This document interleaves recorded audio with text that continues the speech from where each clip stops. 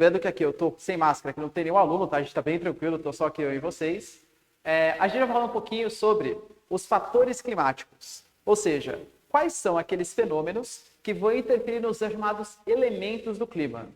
Quando a gente vai falar de climatologia, eu sei que geralmente os alunos, eles têm uma baita complicação em entender por quê. Porque clima geralmente é ensinado como um negócio pesado, aquela decoreba, aquela coisa chata, né? Ficar decorando um monte de climograma diferente. Mas vocês vão entender que se a gente conseguir estabelecer uma lógica na climatologia, é praticamente uma ciência exata. Ou seja, a consequência. Você consegue pensando em fenômenos diferentes e, a partir disso, conseguir identificar o seu clima. Quer ver como faz sentido? Ó? Aqui eu coloquei para vocês os fatores do clima, que são aqueles fenômenos que causam mudanças dos elementos.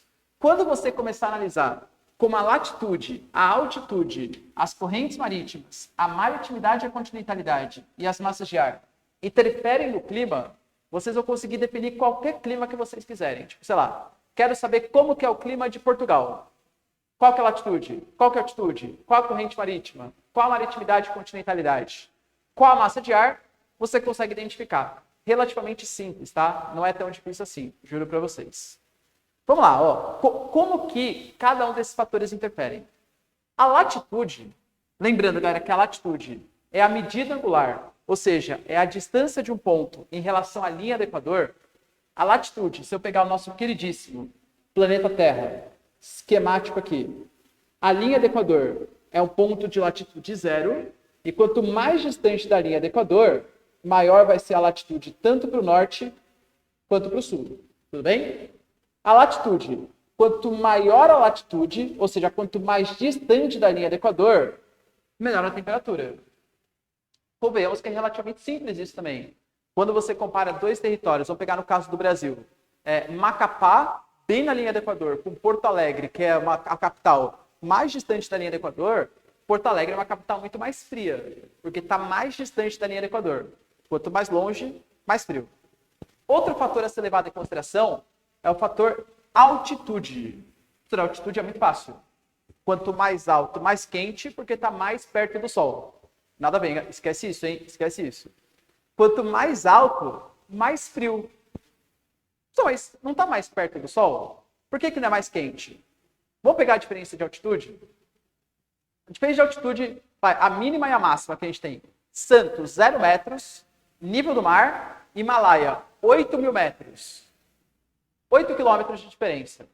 Sabe qual a distância da Terra em relação ao Sol? 150 milhões de quilômetros. Então, estou falando para vocês uma diferença de 150 milhões de quilômetros, 8 quilômetros.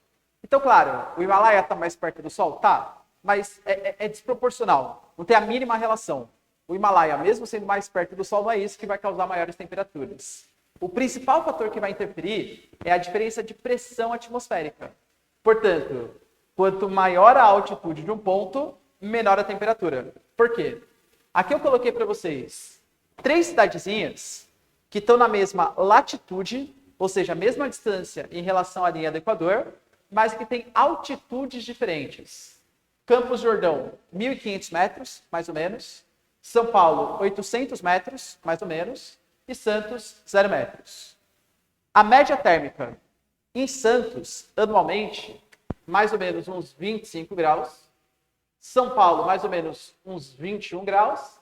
E Campos do Jordão, mais ou menos uns 16 graus. Mais ou menos, tá? Por que essa diferença é tão significativa? Olha o tamanho da coluna de ar que existe em cima de Santos. É uma coluna de ar muito grande. E se essa coluna de ar é muito grande, eu estou falando para vocês que a atmosfera está fazendo muito mais peso em cima de Santos. Existe muito mais ar em Santos do que existe em Campos do Jordão, por exemplo. Se eu fosse desenhar cada molécula presente no ar, aqui em Santos, as moléculas estão super concentradas. Elas estão juntinhas. É o que a gente vai chamar de uma zona de alta pressão atmosférica. E daí, professor? E daí que o ar ele tem uma capacidade física. Uma capacidade física de armazenar calor. Que é o que a gente vai chamar de efeito estufa. Capacidade natural dos gases, da atmosfera em reter calor. Como em Santos, a gente tem uma coluna de ar maior portanto, uma maior pressão atmosférica, um ar mais denso, mais concentrado, Santos consegue reter mais calor, formando maiores temperaturas. Em compensação, em Campos do Jordão, olha o tamanho da coluna de ar. Pequenininho, galera, pequenininho. Se é pequenininho, aqui o ar ele é muito mais rarefeito. As moléculas são mais desconcentradas. É uma região que tem menor pressão atmosférica. E se tem menor pressão atmosférica, consequentemente, tem menor efeito estufa e, portanto, as temperaturas são menores. Então, o que vai influenciar na temperatura de acordo com a altitude não é se está próximo ou distante do Sol, e sim a concentração de ar que tem naquele espaço de acordo com a coluna de ar. Maior pressão, maior efeito estufa, maiores temperaturas. Menor coluna de ar, menor pressão, menores temperaturas. Tamo junto? Beleza. Terceiro fator a ser levado em consideração: correntes marítimas. O que é uma corrente marítima? É uma água que se locomove no sentido preferencial do litoral. Mas tem que ser águas oceânicas, tá? Águas oceânicas. Geralmente, todo o litoral ele é banhado ou por uma corrente marítima quente, uma corrente marítima fria. Eu fiz para vocês um desenho aqui, ó, esquemático da África. Isso é África? É isso? África. Esquemático. Eu fiz para vocês uma corrente marítima fria e correntes marítimas quentes. Litorais que são banhados por águas oceânicas, correntes marítimas frias, deixam o litoral mais seco. Litorais que estão banhados por correntes marítimas quentes vão deixar o litoral mais úmido, ok? Ah, entendi. O Ricardo falou que a corrente fria é seca e que a corrente quente é úmida. Não posso ser, beleza. Só não sei o que é amplitude térmica, né? Amplitude térmica nada mais é do que a variação de temperatura. O que eu estou falando para vocês? Que locais que estão mais próximos do oceano, eles variam menos a temperatura. Se de dia fez 30 graus, à noite faz 25. Já locais que estão mais distantes do oceano, locais que têm mais continentalidade, a variação de temperatura é muito mais significativa. Se de dia fez 40 graus, à noite faz 10, por exemplo. Tá bom? Um caso clássico que eu posso contar para vocês, um dia estava eu, na minha faculdade, e vi uma garota fazer intercâmbio, uma garota da Rússia. E fala assim: ô Ricardo, em inglês, claro, não em português, mas ô Ricardo, na minha cidade da Rússia, vocês estão reclamando aqui que tá frio? Na minha cidade da Rússia, durante o verão, e a Rússia é muito distante de algumas porções do oceano, tem muita continentalidade. Durante o verão, faz 15 graus, e durante a noite chega a fazer menos... Aliás, durante o verão faz 15 graus, e durante o inverno chega a fazer menos 40 graus. Então, a variação de temperatura anual é 55 graus. Você aqui que está morando no Brasil, está reclamando que no verão faz 30 e no inverno faz 15? Variação de 15 graus?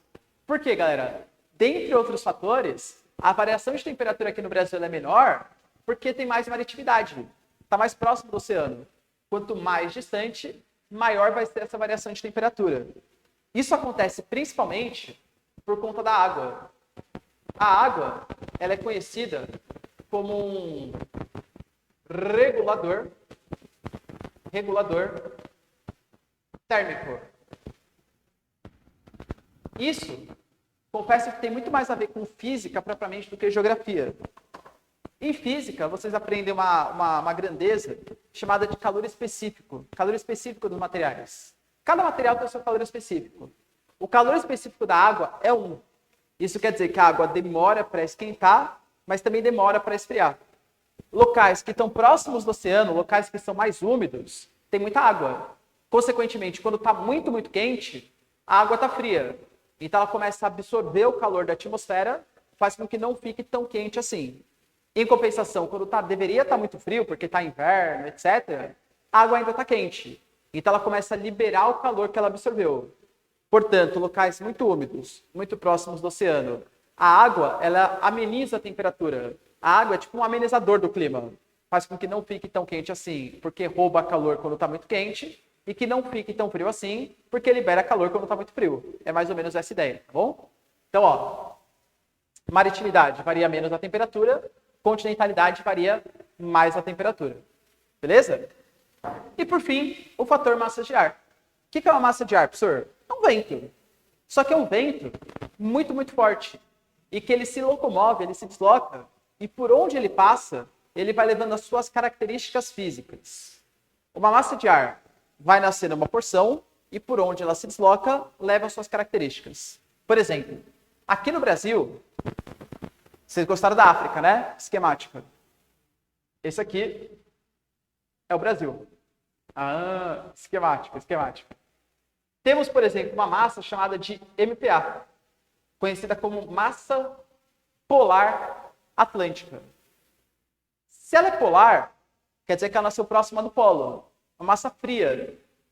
Se ela é atlântica, quer dizer que ela nasceu no oceano, portanto é uma massa úmida. Massa polar atlântica é uma massa fria e úmida. Fria porque é polar, úmida porque é atlântica. Massa equatorial atlântica. Uma massa que nasce mais ou menos por aqui assim, ó. Massa equatorial atlântica. Se ela é equatorial, ela é quente. Se ela é atlântica, ela é úmida.